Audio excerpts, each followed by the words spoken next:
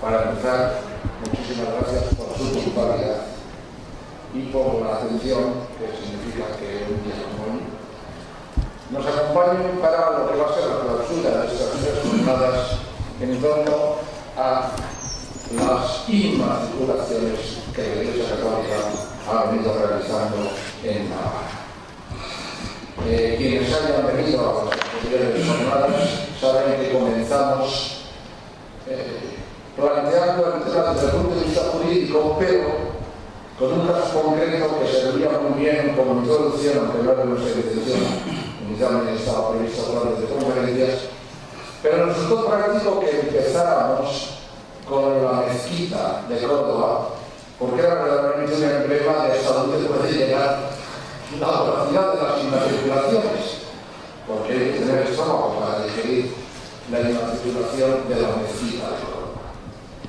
Y luego vimos, en virtud de qué reglas legales había podido hacer esto la Iglesia Católica, hasta qué punto esas reglas eran o no constitucionales y qué posibilidades de actuación con ellas o frente a ellas podía haber para darle la vuelta al asunto.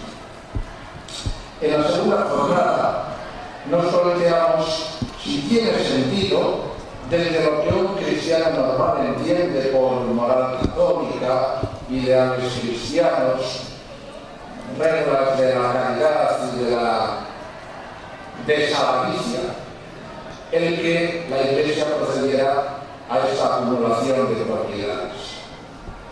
Y hoy nos toca lo que en principio iba a ser la primera conferencia, pero que por razones de calendario de los ponentes tuvimos que liderar.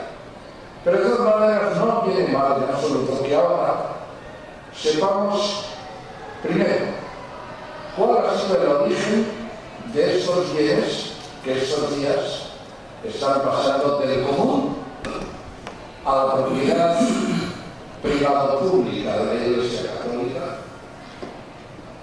¿Por qué pensamos que la historia nos da la razón a quienes pensamos que esos bienes no debieran ser disponibles?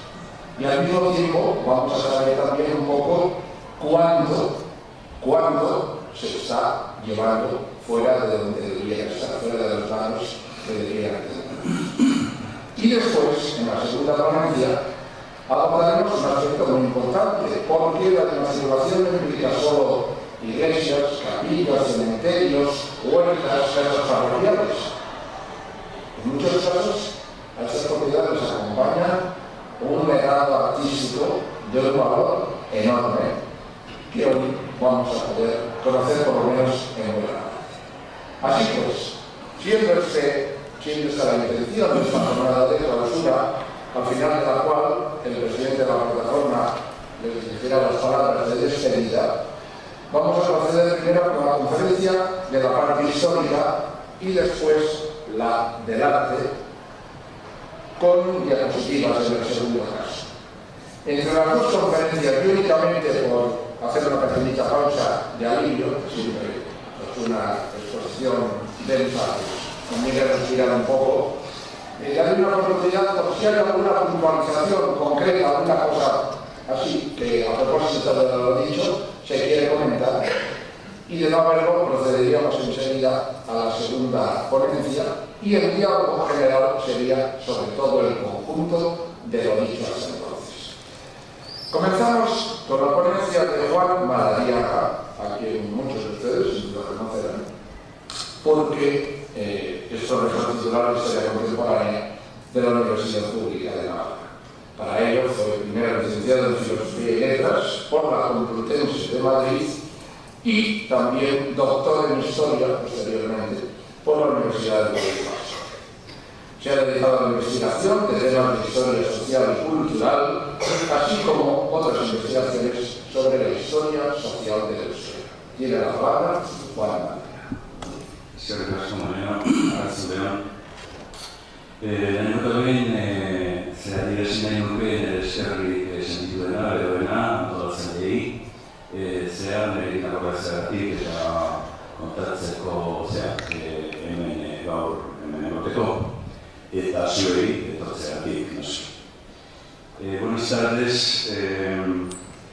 Voy a intentar, puesto que tampoco hay demasiado tiempo, hacer un resumen sobre un asunto que no está lo suficientemente investigado. Tengo que confesar de entrada que yo mismo tampoco he hecho una investigación en profundidad sobre el tema que vamos a hablar. Es decir, ese tema que en muchos artículos y en muchos sitios ha aparecido como de quiénes son las iglesias, a quién pertenecen las iglesias, quiénes fundaron las iglesias. ¿Quiénes levantaron los templos? ¿Quiénes los cuidaron? ¿Quiénes los realizaron? ¿Quiénes los mantuvieron? ¿Quiénes ejercieron el patronato sobre ellas? Insisto en que este no es un tema que haya sido demasiado investigado de forma general. Sí que ha habido una serie de... ¿Cómo se llama? ¿Se oye bien atrás? Ha habido una serie de investigaciones puntuales, algunas de las cuales derivadas precisamente de ese conflicto.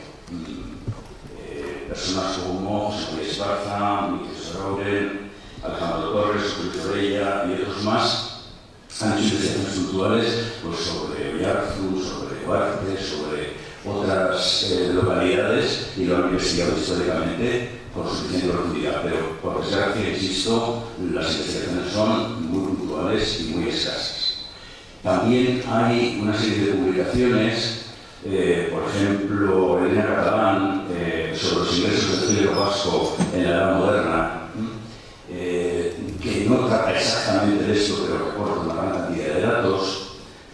Algunas cosas sobre patronos inmigrantes en Vizcaya también, luego veremos por qué en Vizcaya es donde más se ha trabajado esto. Bien, a pesar de eso, de las investigaciones que los historiadores hacemos, sobre todo en mi caso, que me he dedicado a temas de historia cultural, en los cuales me ha tocado trabajar en muchos archivos parroquiales, muchos archivos eclesiásticos, pues evidentemente sale cantidad de noticias referidas al caso que nos ocupa, lo que me permitiría hacer algún comentario general al respecto. En primer lugar, lo primero es que de lo que estamos hablando es de un bien muy complejo. El templo es un bien muy complejo, es un lugar donde evidentemente es el escenario de una serie de ritualidades de tipo religiosa, pero también es un escenario económico, es un elemento generador de beneficios, generador de economía y nada despreciable, por cierto. Si lo trasladamos a la realidad actual, la parte del PIB del siglo XVI, del siglo XVII, que aportarían los templos en una comunidad cualquiera, pues en algunos casos podría ser por lo menos del 20 o del 30%, si no más, del total de la producción de un determinado lugar. Pero a la vez el templo es un lugar de representaciones simbólicas, de poder, es un lugar de excepcionalidad jurídica en el sentido de que está prohibida la violencia, en el sentido de derecho de asilo. Es un lugar donde transcurre la sociabilidad. Es decir, es un lugar bastante complicado. A esto se une otro posible equívoco, que es que en la mayor parte de los idiomas se identifica con el mismo término iglesia a tres realidades distintas: el templo, la comunidad de fieles y la institución eclesiástica. Y conviene no confundirlos y no hacerlos uno. Bien, pues viendo a quién elegir los templos, evidentemente la señal más clara de quién los levantó, quién los financió, quién los dotó, quién los protegió, es quién era el patrono de esos templos. En ese sentido, el concepto de patronazgo es un concepto jurídico que, siento, no pude estar el primer día y a lo mejor las personas que me precedieron desarrollaron ese concepto, pero el concepto de patronazgo tiene otro problema y es que depende de que se mire desde la óptica del derecho civil o del derecho eclesiástico, no es exactamente lo mismo. Visto desde el derecho civil, el patronazgo equivale prácticamente a propiedad. Equivale al derecho de propiedad en aquellos sitios en los cuales no hay una persona física que sea propietaria del bien. Es decir, cuando son instituciones como la monarquía, un linaje, un señor, un ayuntamiento, una orden militar. En estos casos, el patrono tiene derecho de propiedad sobre ese bien. El patrono podía serlo por varios conceptos. Por haber dado el solar donde se levantó el templo, por haberlo levantado, por haberlo construido, por haberlo dotado, es decir, por haberlo revestido de los ornamentos y los elementos necesarios para el culto, o por encomienda, es decir, cuando se le encomendaba para su defensa. Esto normalmente pasaba con las órdenes militares. Por lo tanto, podía ser patrono, en parte, por haber hecho alguna de estas cosas, o patrono íntegro, como se decía, en total. Es decir, si lo había donado el solar, lo había levantado, lo estaba protegiendo y lo había dotado, evidentemente era patrono en su totalidad. Si solamente le hecho una de estas partes, pues era patrono en parte. Bien, el asunto es que este patronazgo derivado del hecho de haber creado ese templo y de haberlo mantenido a lo largo del tiempo, implicaba la gestión económica y la propiedad del mismo. Es decir, como bien propio, el patrono podía comprarlo, venderlo, suprimirlo, heredarlo, hipotecarlo. Pero ese derecho de propiedad lo tenía limitado por una única cosa. No lo podía destinar a otro bien, a otra función que para la que había sido creado. Es decir, no lo podía destinar a otra cosa que no fuera la Iglesia. En todo lo demás tenía derecho de propiedad sobre el mismo. Bien, para esto, y como tal propietario, tenía derecho a percibir los ingresos derivados de la gestión de ese templo. Fundamentalmente, diezmos y primicias, tenía que hacer cargo de los impuestos, el excusado, etc. Eso sí, la teoría que ya arranca de la Edad Media y que la Iglesia defiende es que los diezmos deberían de dividirse en tres partes. Una para el obispo, otra para los sacerdotes y otra para el patrono. En la práctica, los patronos normalmente controlaron los 2/3 de los sacerdotes y el propio suyo. Los obispos, a duras penas, pudieron mantener su tercio. Estoy hablando en general y luego hay excepcionalidades todas. Ya que hay una casuística muy compleja y a lo mejor alguien dirá, no, pero en tal sitio el obispo es el que cobra los euros, seguro. Pero en general, estoy hablando en general. Entonces, ¿cómo funcionaba ese asunto? Pues funcionaba de la siguiente manera. El patrono recaudaba diezmos y primicias, las primicias como se llaman a la fábrica, era el mantenimiento del edificio, y los diezmos y primicias el mantenimiento de los sacerdotes. ¿Qué es lo que sucedía? Que lógicamente como propietarios intentaban sacar una rentabilidad. Es decir, que intentaban pagar a los curas menos de lo que realmente hubieran cobrado si hubieran detraído directamente los sacerdotes el diezmo, la parte que les correspondía. Por lo tanto, cuando se trataba de señores de herederos, es decir, de señores o de ayuntamientos, sobre todo de señores de ayuntamientos y del rey, era muy frecuente que cobraran los diezmos, pagaran la congrua que se llamaba el sueldo que se pagaba a los sacerdotes, pero claro, procuraban hacerlo quedándose con la mayor parte y pagándose lo mínimo posible. Luego se tienen unas consecuencias que luego veremos. Nos interesa sobre todo ver estos patronatos de herederos, estos patronatos legos, de laicos. si eran muchos, si eran pocos, qué características tenían. Bueno, los patronatos hebraicos tenían las siguientes características, tenían los siguientes derechos, por decirlo de alguna manera.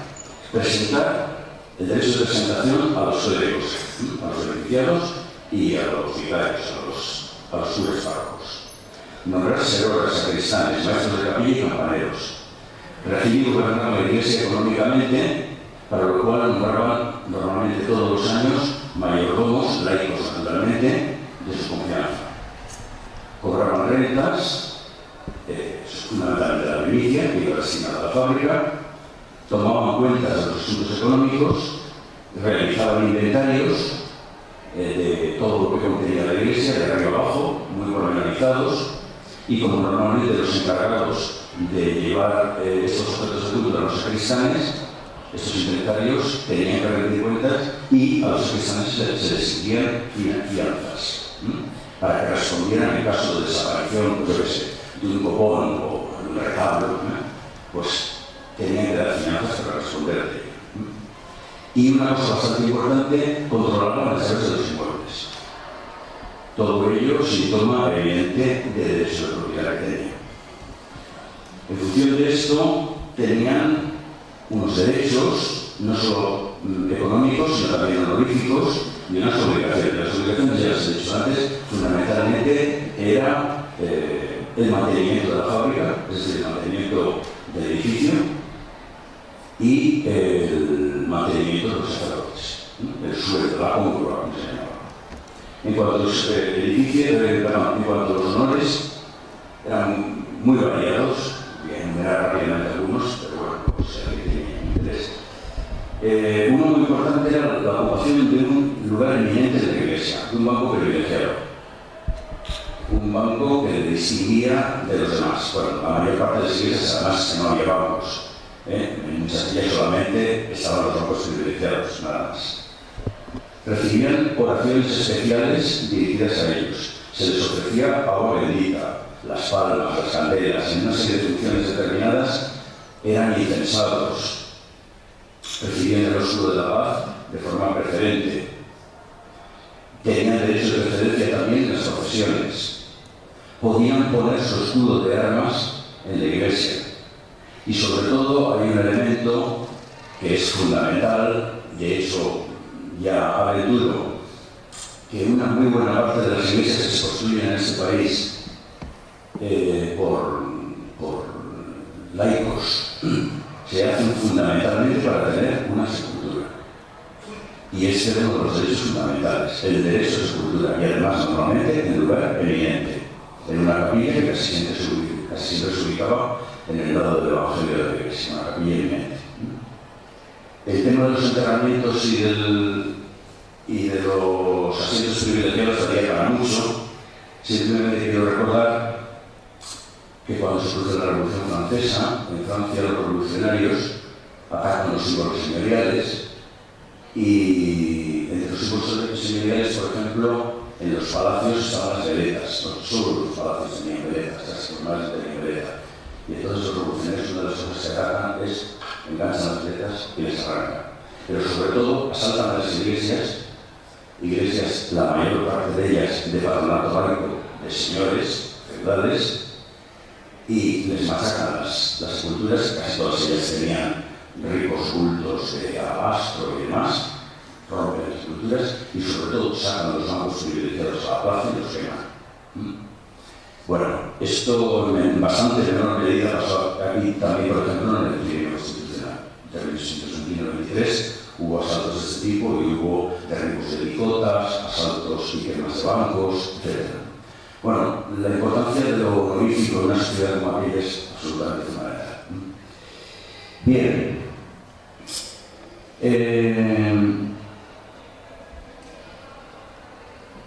En cuanto a los patronatos, ¿de qué tipo podían ser?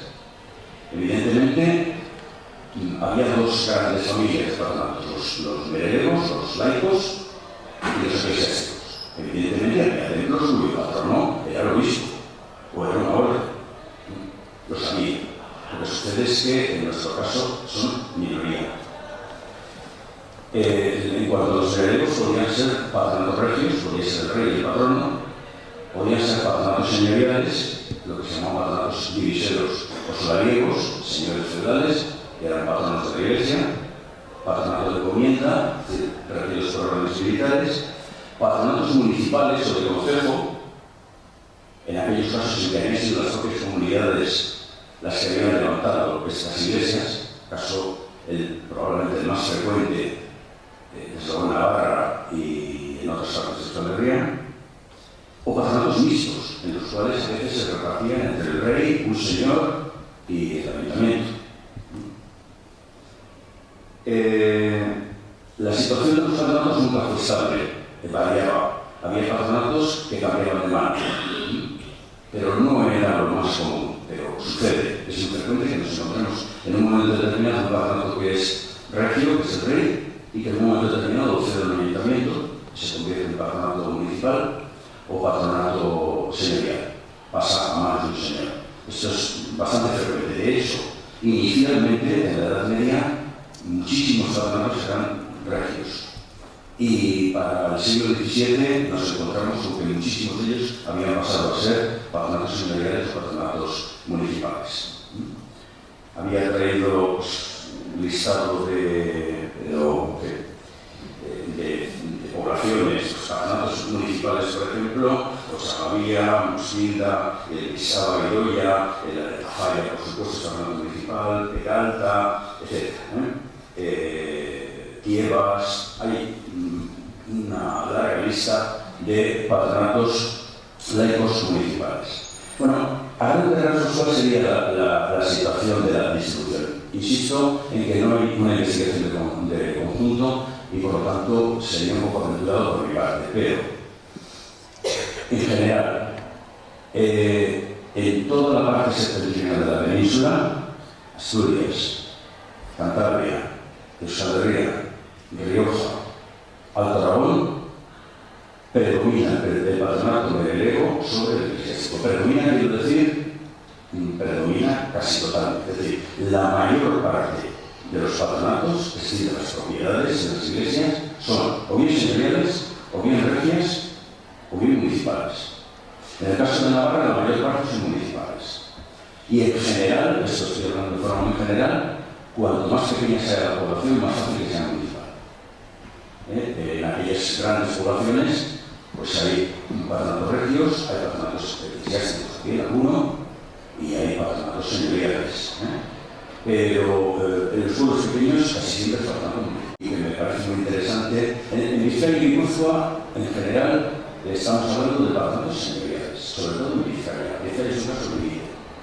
En Vizcaya, más del 80% de las iglesias eran de patronatos señoriales. Los grandes linajes en la Edad Media se hacen patronatos diviseros, controlan las iglesias y las convierten en un elemento importante de su patrimonio. Ya que he sacado este tema, que pensaba hablarlo más tarde, voy a leer brevemente una pequeña cita del diccionario geográfico histórico de la Academia de la Historia de 1802, situación 1802, aunque los datos están recogidos en la última década del siglo XVIII. Dice al respecto: algunas iglesias del señorío de Vizcaya tienen patronos particulares que llaman diviseros, de las demás lo es su majestad. O sea que la situación de Vizcaya es o patronatos señoriales o su majestad, ahí la iglesia no pinta. Pero el patronato de unas las tiene concedidas perpetuamente a pueblos y a particulares, es decir, que las de su majestad las tiene concedidas a los ayuntamientos. O sea que de facto o son señoriales. De hecho, hay un estudio bastante interesante al respecto, que lo he citado antes, y que calcula que el 80% de las iglesias de Vizcaya son señoriales y el 20% municipales. Lo habían sido regias y los reyes lo habían cedido a los municipios. Y entre las otras se suele conceder por una o por muchas vidas, de modo que en el día no está en ejercicio de ninguno. O sea, el rey no tenía, en 1802 no tenía ningún patronato. Estos patronos diviseros o mercenarios llevan todos los diezmos, menos alguna corta porción que dejan por congro a los beneficiados. Fijaos, menos alguna corta porción. Es decir, que se quedaban con prácticamente todo el diezmo y a los curas les llegaban las migajas.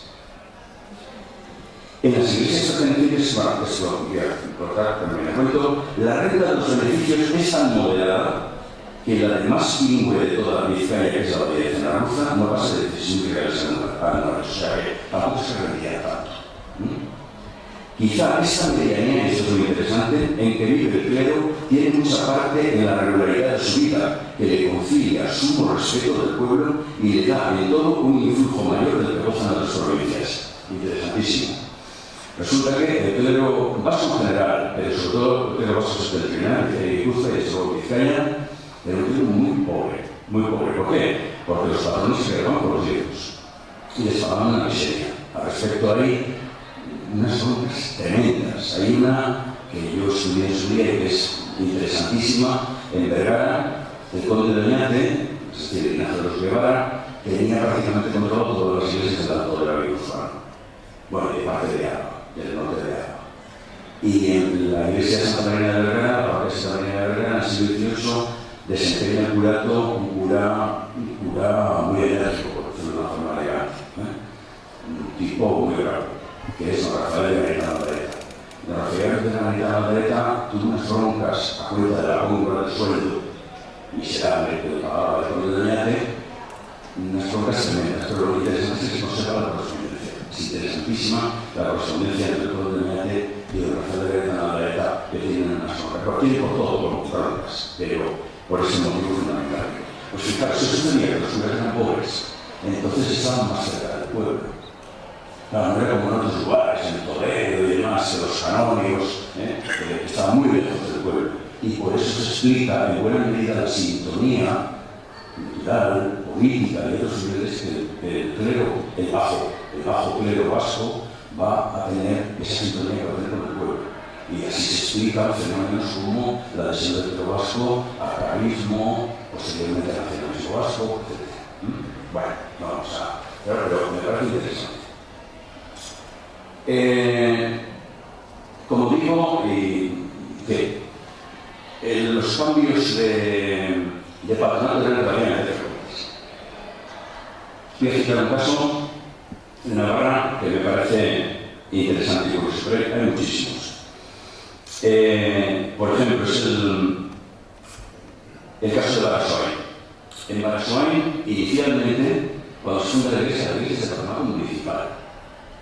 O sea, aquí se va a dar el fenómeno inverso.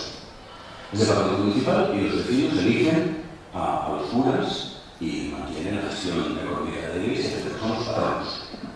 Pero en un momento determinado, a mediados del siglo XV, se organizaron unos furiones tremendos a la hora del clero entre los vecinos. Y es tal la bronca que deciden volver el patronato al rey. O sea que aquí se da lo contrario. Normalmente era el rey el que cedía el patronato. Bueno, claro, cuando el rey cedía el patronato, por cierto, se me habría decidido que normalmente cobraba. O sea, estas cosas nunca son gratis también. Como los villazos y todo lo demás, todo eso se cobra. Bueno, en este caso es al revés. Es decir, para evitar disensiones y problemas y demás, retroceden al rey el derecho al patronato y lo va a ejercer durante un cierto tiempo. Bueno, lo va a ejercer bastante a lo largo de toda la moderna. Lo que sucede es que a todos unos años se dan cuenta que se habían olvidado de pedirle al rey que incluyera en el patronato dos cosas muy importantes. Una, el que los curas que se eligieran fueran hijos del pueblo. Esto era frecuentísimo. En muchísimos patronatos el cura tenía que haber estado bautizado en la parroquia que luego él iba a dirigir. Bueno, luego había otros casos en los cuales se admitía que si sus padres llevaban 10 años pagando diezmos en el pueblo, o sea, 10 años de vecindad, pues vale, también. Pero por lo general, exigían que fuera nacido del pueblo y bautizado en esa misma parroquia. Y entonces se les había olvidado y en la medida de los siglo XVIII, en 1794, le pidieron al rey que les estableciera. Pero se les había olvidado una cosa importante, que al principio no tenía importancia, pero luego va a tener, y es que el cura superior esperar. Inicialmente no tenía importancia en el siglo XVI. ¿Por qué? Pues porque todos sabían que no había ningún problema. Los curas todos eran saludes. Pero a mediados del siglo XVIII empieza a haber problemas. En muchísimos lugares de Navarra pasa un problema fundamental, unas zonas tremendas. Y los vecinos de Barasoain piden al rey que incluya la obligación de saber euskera a los curas que se nombren en ese pueblo. Dice: fuese servido conceder la gracia de que, quedando siempre en mi real patronato, dice el rey, dice, sigo siendo el patrono, la abadía de la iglesia parroquial de la Nuncia de la Villa. Se llama patrimonial. Hacerse patrimonial quiere decir que son hijos de la Villa. Patrimonial quiere decir que tienen que ser hijos de la Villa. Poseyéndola en las vacantes que se ofrezcan en hijos de vecinos de ella, bautizados en la pila de la misma parroquia, con la aprobación y consulta del Consejo de la Cámara, respecto de que la obtención de esta gracia le resulta a sus hijos un gran consuelo y estímulo a la aplicación de los estudios con la esperanza de conseguir la valía. O sea que, motivados por el hecho de poder ser algún día curas, estudiaban. Sin que esta limitación resulte en microvalía más restricción de derecho que a la menor parte de los hijos originarios de este reino de Navarra que posean el vascuence, lenguaje de aquel partido que necesariamente debe saber los abades de la parroquial de dicha villa para la buena dirección de la iglesia. Entonces, admite ambas cosas, que sean hijos del pueblo y que sepan ser. Bueno, traspasos de realengo, señores, hay infinitos y a lo mejor pues, no merece mucho la pena. Tenía que apuntar uno porque el patrono es muy interesante, pero tampoco quiero demorarme mucho más. Es el caso de las parroquias de Somorrostro, las encarnaciones de Vizcaya, que eran el patronato regio y en un momento determinado el rey lo cede y en concreto a principios del siglo XIX se lo cede al canónigo Suy, un personaje interesantísimo que fue el prefector de Fernando VII, un navarro, Escort y Cineceta, Juan Escort y Cineceta, un personaje interesantísimo, pero... Sí, ¿te parece ese tipo de casos concretos? Sí, no va, perfecto. Bien.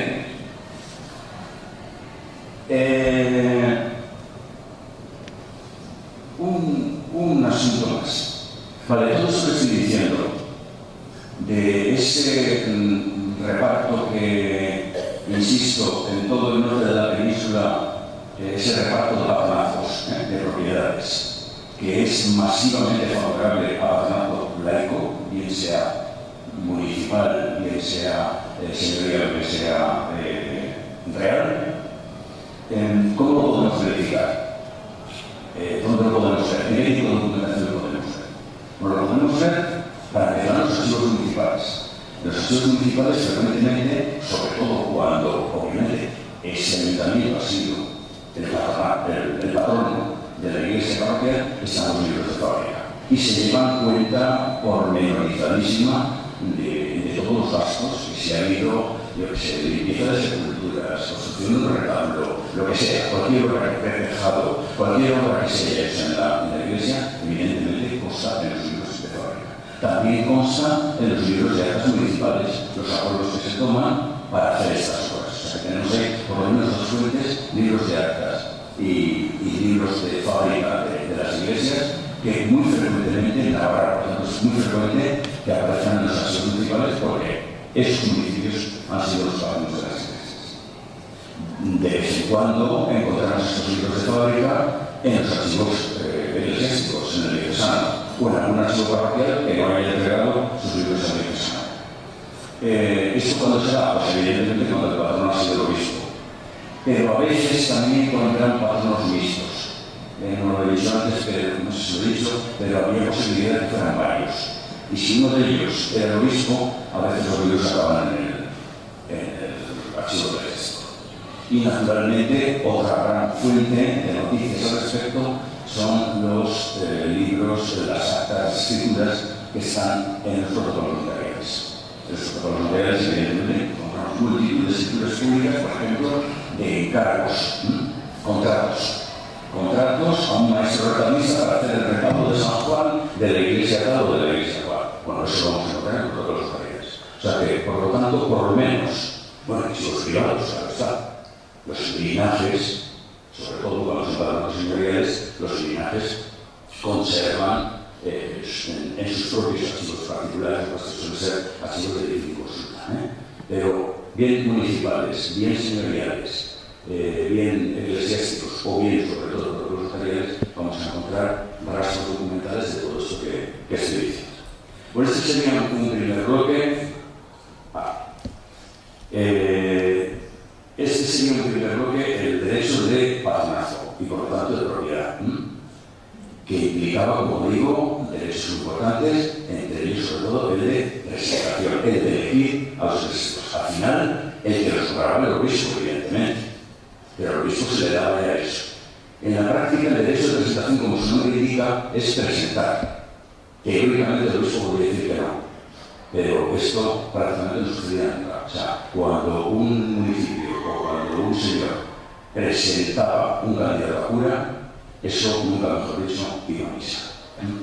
Bueno, el segundo bloque que quería hacer, pero lo voy a hacer muy breve por dos motivos. Uno, porque ya me avisan que no tengo mucho más tiempo, y dos, porque en su día ya escribí sobre esto en el libro de Sábado Monumental, y entonces pues muchos o algunos de los aquí presentes lo habrán leído, y el que no lo haya leído lo puede leer. Entonces, lo que sí que hacer es un brevísimo resumen de lo que escribí en su día al respecto. Es el uso.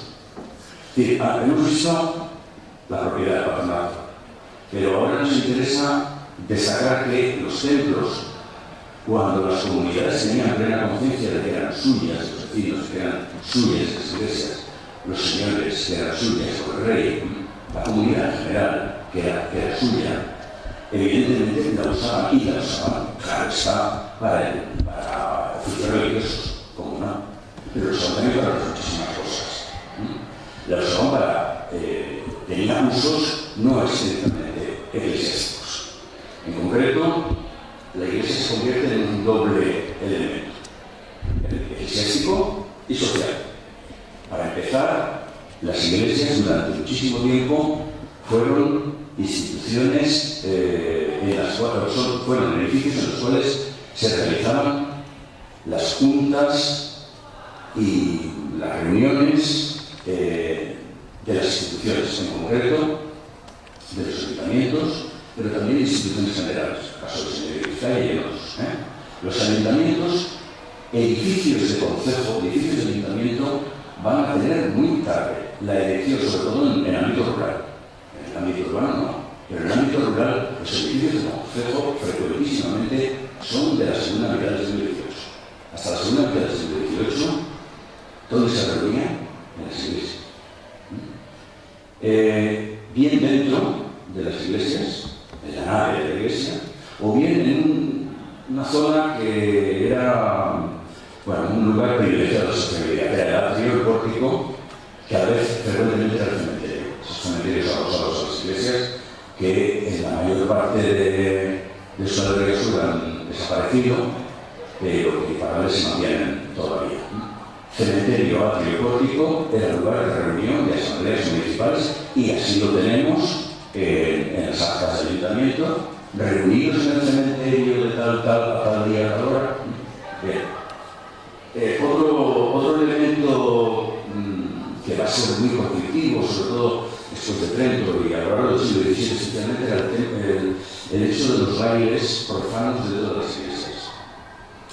Desde la media era normal que muchas de las actividades religiosas venían acompañadas de bailes profanos, sobre todo el Saberri, el Corpus, fundamentalmente. Y los obispos entablan una auténtica cruzada para sacar los bailes laicos de las iglesias, ya a lo largo del XVII y finalmente del XVIII, y lo van a ir consiguiendo prácticamente ya en el siglo XIX. Bueno, otro elemento fundamental que antes se insinuaba es el de la animación de los barrios. Las iglesias se convierten, a partir del siglo XII-XIII, se convierten en necrópolis. En todo el ámbito cristiano occidental, los cementerios pasan al interior de las iglesias. Y esas sepulturas, aunque la doctrina eclesiástica se empeña en caracterizar esas sepulturas como algo propio de la iglesia y por lo tanto su tráfico sería un pecado de simonía o un delito de simonía, tráfico con bienes eclesiásticos, en la práctica la gente consideraba privadas, y eran privadas, eran de propiedad privada las esculturas, y como tal aparecen en las escrituras notariales, aparecen comprándose, vendiéndose, heredándose, etc. A pesar de que la iglesia se oponía a esto. Otro elemento importante es que las iglesias, y sobre todo las ermitas, eran sedes de gremios y cofradías. Y por lo tanto, hacían toda su vida allí, su vida simbólica, su vida religiosa también, pero también su vida civil, reuniones, romerías, etc. En este sentido, va a haber también una lucha muy fuerte por parte de la Iglesia para conseguir limitar al máximo velas nocturnas, alboradas, romerías, etc., hasta tal extremo, no solo la Iglesia, sino también las instituciones laicas, que en la segunda mitad del siglo XVIII había una ofensiva tremenda en contra de las romerías que no estaban, sobre todo aquellas que estaban en descampado, que eran muchas, y que no estaban controladas, y en las cuales se hacían, por ejemplo, pues, rosarios de obra, veladas nocturnas, con las consecuencias pues, inherentes al caso. Bien, ¿qué es lo que van a hacer? Pues inicialmente en 1769 hay una orden de Carlos III prohibiendo, regulando, intentando regular este tipo de reuniones, que eran, muchas veces tenían una disculpa religiosa, pero que en el fondo acababa la cosa con una juerga, con una merendola, era una actividad puramente laica. Finalmente, en 1764 se da una real orden por la cual se decide demoler, como solución drástica, demoler todas las ermitas que están descontroladas en el poblado. Y de hecho, en este país se demolieron y se tiraron centenares de ermitas. Y no fue la Iglesia en este caso, fue el ilustrado monarca Carlos III el que decidió esto. Bueno, un último, las campanas también. Las campanas, la utilización de las campanas. Las campanas, lógicamente, se utilizaban para tocar a muerto y para tocar a misa y para tocar a rosario y para tocar a las ceremonias religiosas, claro. Pero mucho más se utilizaban otras cosas, para tocar a incendio, para tocar a granizo, para tocar a un montón de cosas. Había una utilización también laica. Y un último asunto, y con esto ya acabo. Hay un asunto que a mí me interesa bastante, que es una práctica estrictamente laica llevada a cabo por sacerdotes desde el púlpito. Y además en el momento clave de la misa. Me estoy refiriendo a las publicidades. ¿Qué es esto de las publicidades? Bueno, lo que sucedía en Euskal Herria a lo largo de los siglos XVI, XVII, hasta muy avanzado el XVIII, inicios del XIX, en algunos casos, esto llega hasta el propio siglo XX, era que la mayor parte de la población no sabía castellano, o francés en su caso, en el Paraná. No sabía nada, no entendía nada de castellano. Y sin embargo, toda la vida oficial se hacía en la versión castellana. Todas las notas, bandos, proclamas, etcétera, etcétera, se hacían en castellano o en francés. Bien, ¿qué es lo que sucede? Alguien tenía que intermediar ahí, alguien tenía que traducir. Entonces, ¿qué pasaba si el alcalde daba un bando, que legalmente lo tenía que escribir en castellano, lo daba en castellano, lo leía Silvia de Ronero, que no había posición de Ronero, pero lo fijaban en la puerta de la iglesia escrito. Bueno, para empezar, no sabía leer escrito. El 82% de la gente no sabía leer escrito. Pero vamos a suponer que lo leyera en castellano. Obviamente nadie entendía nada. Y entonces, ¿quiénes van a ser los intermediadores fundamentales en este caso? Los curas. Hay una larga tradición en el país de traducir los curas, los bandos, normas, dictámenes, todo lo que venía, tanto de autoridades eclesiásticas como civiles. ¿Cuándo lo hacían? En el momento del ofertorio de la misa mayor. En el momento del ofertorio paraban la misa y el cura sacaba un papelito y decía: quema de rastrojos. El ayuntamiento autoriza la quema de rastrojos el día tal y tal y tal. Embargos. Pública almoneda. El próximo domingo será una pública almoneda. Y traducía todo lo que venía del rey, de todas las autoridades y sobre todo las municipales. Y esto se hace hasta muy avanzado del siglo XIX.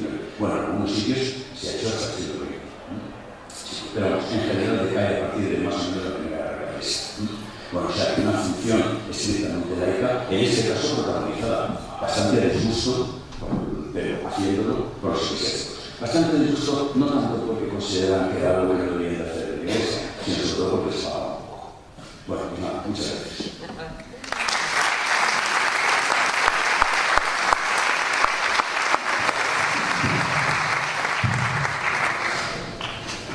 Bueno,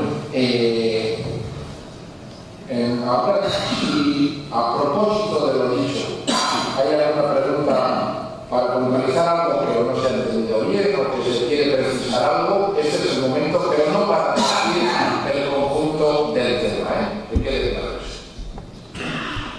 Algo muy concreto, ya que he hablado de Barasoy, quería saber yo cuándo volvería a ser patronato municipal, porque yo he visto los documentos del archivo de 1850 y tal y queda clarísimo que eso es patronato municipal. Hay una controversia estupenda también entre el ayuntamiento y el obispado por de quién depende, organiza, que paga religiosamente el ayuntamiento, y ahí pues es uno de los argumentos que remarcha mucho y dice, porque el ayuntamiento es el patrono de la iglesia. Pues no lo sé, pero sí que debió de ser probablemente a finales del siglo XVIII o principios del XIX. Y claro, evidentemente que en las últimas épocas el patrón es el ayuntamiento, sin lugar a dudas. Y no solo eso, sino que tuvo la amabilidad de mandarme una nota explicándome que una parte muy importante, casi un tercio de los gastos municipales en un determinado momento del siglo XIX correspondían a gastos de la iglesia, inversiones a la iglesia. Y esto es así en casi todos los pueblos que tienen patronato municipal. La verdad es que no sé exactamente cuándo retorna otra vez, pero ya he dicho que no es raro que vayan cambiando los patronatos. Allá atrás. Perdón. Estupenda la exposición. Dos cosas se me quedan en el aire. Si estuviera aquí el portavoz del arzobispado, te diría que nos dijo hace 7 años, que es impresionante, porque confundes patronato con propiedad. Sin embargo, como muy bien has dicho, cada vez que uno se mete en cualquier archivo ve que paga todo, tiene que ser el dueño perfectamente, ¿no? Porque manda en curas, en almoneros, en campaneros y todo. Pero sin embargo, la noticia dice eso, dice que no tenemos suficiente idea porque confundimos. Una cosa es quién la construía, quién la administraba, quién pagaba todo, pero por encima de eso, por decirlo de Dios, supongo, pues el propietario era el Dios. Esa es el argumento real. Y luego la segunda pregunta que con esto es ¿cuándo se acaban los patronatos? ¿Hasta cuándo el hábito de pagar y de mantenimiento de la iglesia y de ocupación de los bancos y de esa primicia que el ayuntamiento sería hasta las fiestas patronales de la actualidad, ¿no? Pero hay un momento en que el patronato como tal desaparece. Esto es lo que me gustaría que Bueno, la primera pregunta, lo he empezado a comentar al principio, pero creo que no lo desarrollé suficientemente. Hay dos visiones del concepto patronato, uno del derecho civil y otro del derecho eclesiástico. En el derecho civil no hay la menor duda que es un tipo muy especial de propiedad, que es propiedad. Y en el derecho eclesiástico no. El derecho eclesiástico dice que el patronato es una concesión de la Iglesia a los patronos. Independientemente de que el patrono se haya gastado, haya puesto el solar, haya edificado y todo lo demás, no. Pero en cualquier caso, la Iglesia tiene un ascendiente tal que ella es la que dona el patronato. Claro, evidentemente no coinciden ambos derechos. Y en ese sentido, yo me apunto a lo que tú dices. Es decir, alguien que tiene las llaves, que cobra los diezmos, que paga el sueldo al cura, que nombra curas, que nombra, que propone, pero bueno, que luego van a ser nombrados, sacristanes, maestros de capilla, organistas, etcétera, etcétera. Eso es evidentemente el ejercicio puro y duro de propiedad. Y además que puede incluso donar ese derecho, o puede hacerlo hereditario, o puede usar como se usa el derecho de propiedad. Entonces, para mí, no admite duda, pero claro, desde la óptica del derecho civil. En cuanto a la segunda pregunta, los patronatos se caen en el siglo XIX con todos los procesos desamortizadores y demás. La mayor parte de estos patronatos decaen. Pero lo que no decae son las responsabilidades de los patronos. O sea, el concepto como tal de patrono decae a partir de la segunda mitad del siglo XIX. Pero los ayuntamientos siguen pagando y reflejando. O sea que, y de hecho, por ejemplo, la figura del patrono, en la ley de congregaciones en la Segunda República del 32, me parece, está contemplado el concepto de patrono, si no recuerdo mal.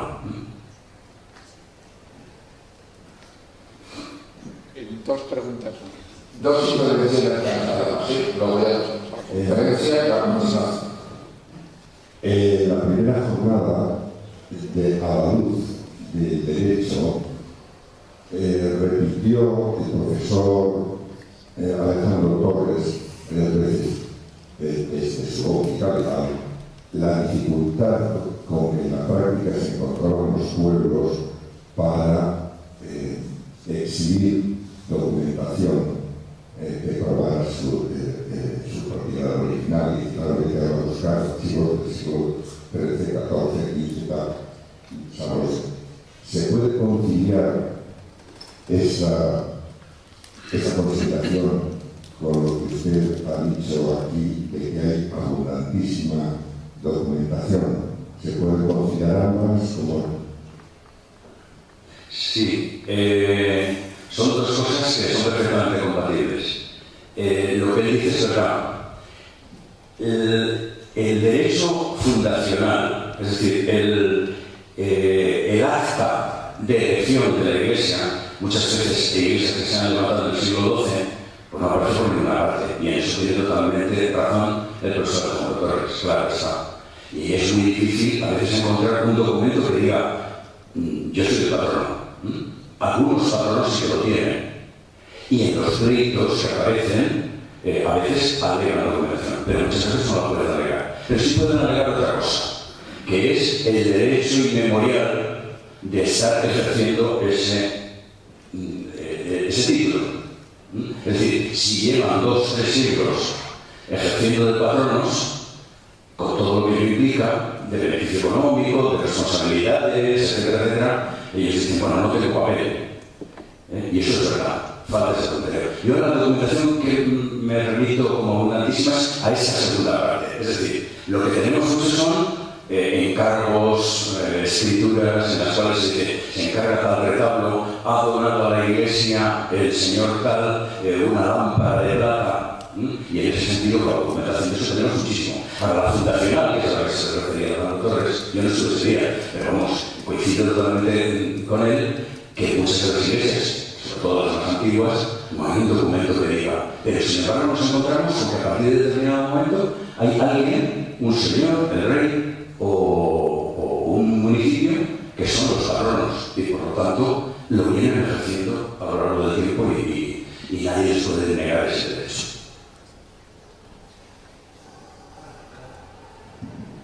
Bien, por lo que yo tengo visto en la documentación, sobre todo de protocolos notariales, y referida al caso de Navarra, sobre todo, pues, he mirado mucho todo el siglo XVIII y XIX de las notarías de Ochagavía y de Roncal, en concreto, de Pamplona, igualmente, y alguna otra de la Ribera. Queda de manifiesto clarísimamente en la mayor parte de los casos, en cualquier documento de los que se utilizan de esas actas notariales en las que se hace cualquier trabajo en las iglesias. Lo primero que figura es nosotros como patronos ayuntamiento, patronato civil y eclesiástico. El eclesiástico es solamente los curas que forman el cabildo exclusivamente. ¿Amén? Vamos a ver. Porque el patronato en realidad no es más que una sustitución del derecho de propiedad de la propiedad de una persona física. ¿Amén? El patronato nace allá en esas penumbras de la Edad Media y a partir sobre todo de la época carolíngia y posteriores. Desde luego, la estructura eclesiástica no tiene ningún derecho, no puede presentar ninguna documentación al respecto para afirmar que sea propietaria. Eso es decir, soy propietaria de forma inmemorial. Bueno, pues inmemorial, ni lo recordamos.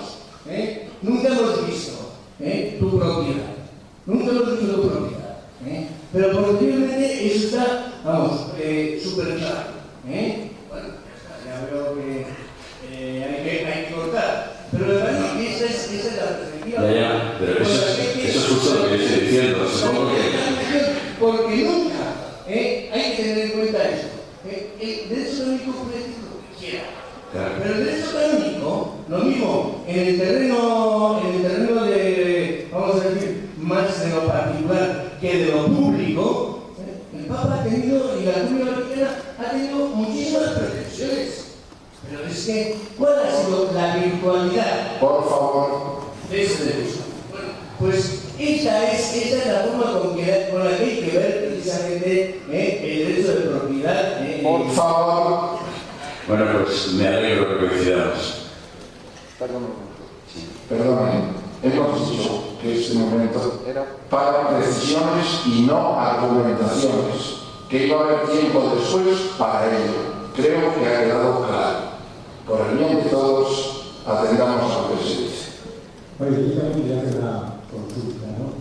Antes de que existieran los ayuntamientos, la sociedad se organizaba en parroquias, que era una institución que llevaba adelante todas las tareas sociales, desde hacer un lavadero, un frontón, un camino, y también de levantar iglesias. En Galicia esa institución, o sea, forma de organización, todavía existen las parroquias, ¿no? Luego las parroquias fueron eliminadas por el Carlos III, porque había ayuntamientos y tal. ¿Nos podrías comentar algo sobre esto? Que no he dicho nada. Pues no he dicho nada porque sé poco. Primero porque como se ha apuntado por ahí son épocas muy oscuras.